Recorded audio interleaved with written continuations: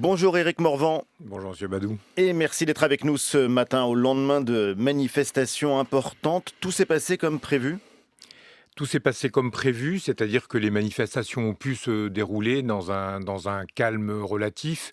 Au niveau national, hors Paris, on compte une trentaine de dégradations. On retiendra surtout qu'il y a eu une forte mobilisation, que les cortèges ont pu être conduits, ce qui prouve que dans ce pays, lorsque les choses sont organisées, déclarées, et notamment par des organisations connues qui acceptent de travailler avec les services. Vous parlez des On est syndicats capable de, par exemple, et de on leurs est services d'ordre. absolument, on est capable de manifester dans ce pays avec des mobilisations très importantes. Celle d'hier était très importante. Vous leur rendez hommage aux organisations syndicales? Je suis pas là pour rendre hommage aux organisations syndicales, ni les syndicats pour rendre hommage à l'action de la police, j'imagine. Mais en tout cas, chacun était dans son rôle pour l'exercice d'un droit constitutionnel de manifester auquel on est, et la police également très attachée. Et pourtant, on a vu des heurts, notamment autour de la place de la République et du boulevard Magenta à Paris. On a vu des affrontements entre Black Bloc et policiers, notamment pendant 2 heures, des forces de l'ordre contraintes de reculer. Est-ce que ce sont là les limites du maintien de l'ordre aujourd'hui? Ce que vous ne savez pas encore maîtriser, la présence de ces individus, de ces groupes au sein de foules avec laquelle ils ne partagent pas du tout les mêmes méthodes ni les mêmes mots d'ordre. C'est un réel élément de complexité, ces Black Blocs qui se constituent de manière à la fois très organisée, mais aussi très, très spontanée, qui ne sont pas forcément identifiés au tout début ou au moment de la formation des cortèges, et qui, dans un temps très court, arrivent à se porter en tête de cortège et à complètement dénaturer le mouvement. Et donc, il y a une manœuvre d'ordre public complexe, hein, qui consiste dès lors que le Black Bloc est constitué et qu'on connaît évidemment ses intentions belliqueuses, de cisailler le cortège, pardon du terme, mais c'est pour bien montrer que la manœuvre est compliquée, pour les isoler, les réduire et faire en sorte que le reste du cortège, qui lui est derrière, puisse se déployer normalement. Hier, Jean-Luc Mélenchon déclarait la chose suivante en regrettant les désordres dans la capitale. Il disait, je le cite, à Paris, le préfet l'allemand a organisé le désordre et la pagaille. Paris, seule ville de France à violence et gazage de masse. Le préfet ne comprend pas qu'il est là pour protéger le droit de manifester. Est-ce que vous entendez un peu au moins de cette critique émise par Jean-Luc Mélenchon? Monsieur Mélenchon nous habitue aussi, et je crois hier vous avez eu la pudeur de ne pas reprendre l'intégralité de ses propos, qui ont été y compris insultants à l'égard du préfet de police pour certains d'entre eux. J'ai envie de dire, sans sortir de mon rôle, parce que pas du tout l'intention, ça n'est pas ma fonction de me mettre sur le terrain politique, mais tout ce qui est excessif et négligeable.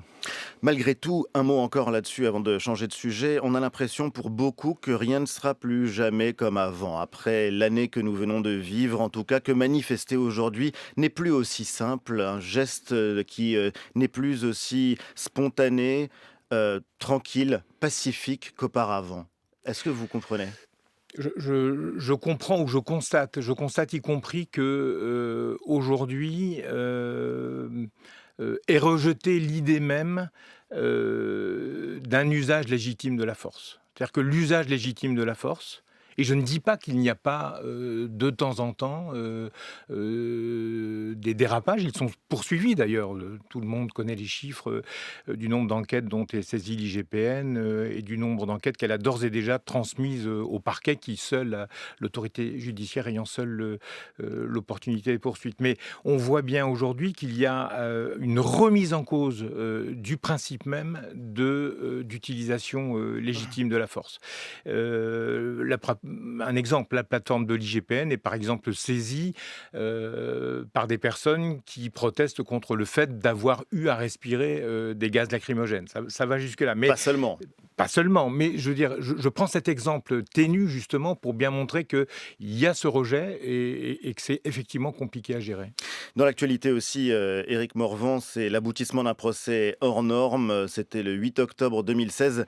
Des policiers étaient agressés par des jeunes à Viry-Châtillon. Leur voiture brûlée. Il y avait 4 policiers à bord, 2 agents gravement brûlés, 2 autres blessés. Il y a donc eu hier les condamnations qui sont tombées. 8 des 13 accusés ont été condamnés à des peines de 10 à 20 ans de réclusion criminelle. Les 5 autres ont été acquittés au bénéfice du doute. Que comprenez-vous ce verdict? Moi, je, Certains parmi les syndicats de police ont vu des peines trop faibles. Moi, je ne commande pas les décisions de justice. C'est un jury populaire qui était à la manœuvre s'agissant d'une cour d'assises. Oui. Donc, je ne commande pas cette décision. J'indique simplement que Mais justice a été rendue? la justice est passée. Vous ne direz pas qu'elle a été rendue? Mais si, je ne veux pas faire de sémantique là-dessus. On Non, est non, dans un puisque le état de verdict droit. est rendu au nom du peuple français. Bien sûr. La justice est passée, enfin, sous réserve des appels qui pourront être interjetés éventuellement dans les jours qui viennent. Mais les peines sont lourdes. 20 ans de réclusion criminelle à l'égard de mineurs, ça n'est pas la démonstration d'un laxisme. On vous sent malgré tout, c'est comme si vous n'alliez pas au bout de votre raisonnement, Éric Morvan. Non, parce C'est que... comme si vous ne nous Non, non, disiez pas tout. non, je vais tout vous dire. Je comprends et je partage l'immense émotion, pour ne pas dire autre chose, des policiers. Moi, j'ai rencontré certains des policiers qui ont été gravement brûlés dans cette affaire. C'est insupportable. Oui. Et je comprends l'émotion, la colère, l'expression syndicale qui n'y trouve pas son compte. Et en même temps, en tant que responsable d'une institution, je ne peux pas, comment dire, ne me situer que dans l'affectif. Il y a le droit, nous sommes dans un état de droit et les décisions de justice doivent être respectées. Dans l'actualité aussi, plusieurs CRS ont reçu des courriers de menaces à leur domicile, des menaces contre eux, contre leur famille aussi. Je cite l'une des lettres qui a été envoyée, ouvrez les guillemets, pour chaque citoyen blessé, ce sera un membre de la famille qui subira les mêmes préjudices, fermez les guillemets. Est-ce que vous avez une idée de l'identité des auteurs de ces lettres? Non, pas à ce stade. Je pense qu'il faut d'ailleurs être prudent dans l'expression que l'on a en cherchant à imputer à tel ou tel l'expédition de ces courriers. Des investigations sont en cours. Combien de CRS aujourd'hui ont été concernés? Moi, j'ai connaissance de lettres qui sont remontées jusque dans mes services, de 4 lettres, mais je pense qu'il y en a beaucoup plus que cela, qui n'ont pas été toutes portées à ma connaissance. Mais il faut être prudent, encore une fois, on va évidemment faire des investigations. Quant à l'origine, Vous je restez préfère prudent. réserver mon propos et attendre ce que pourront nous dire les enquêteurs sur cette affaire. De nombreuses lettres sont signées ACAB.